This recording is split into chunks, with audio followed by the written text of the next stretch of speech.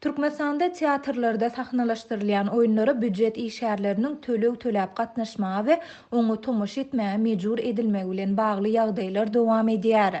Azatlyk radiosynyň mardak habarçylarynyň biri 22 oktýabrda Irden Mary şäheriniň Molonepet köçesiniň ugrunda ýerleşýän Kemine adyndaky drama teatrynda spektakl görkezlendigini we oňa büdjet işgärleriniň tomaşa çökmünde mejbur gatnaşdyrylandygyny habar berýär. Her döwlet edarasyndan adyndan 3 adam tomaşa çökmünde teatra barmaly edildi.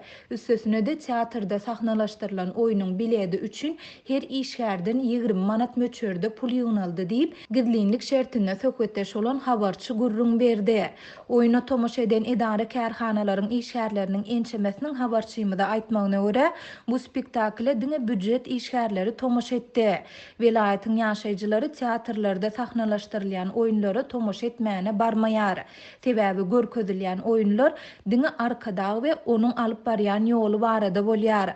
Odalam adamlar telewizorda görkezilýän ýasama gepleşiklerden, oýunlardan, arkadagy öwlüp aýdylýan aýdymlardan haly ýadan. Şol sebäpli büdjet işgärleriniň hasabyna teatrlary tomaşaçylardan doldurýarlar diýip büdjet işgärleriniň biri anonimlik şertinde habarçymyza beren maglumatynda aýtdy. Şeýle dol ýurtda ykdysady kynçylyklaryň günü-günden has ýiti duýulýandygyny belläp, halk oýun barada dälde çağlaryny nädip eklemeli, aýlyk haklaryny nädip nagtlaşdyrmaly diýip pikir edýärler diýdi.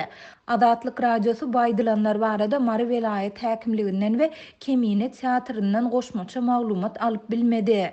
Türkmenistanyň teatrlarynda sahnalaşdyrylýan oýunlary tomaşa etmäge isleg bildirýän tomaşaçylaryň azlygy sebäpli olara büdjet işgärleriniň studentleriň we okuwçylaryň tomaşa çökmünde mejbur gatnaşdyrylýandygy barada Azatlyk radiosynyň habarçylary indi ençeme ýyl bäri habar berip gelýärler.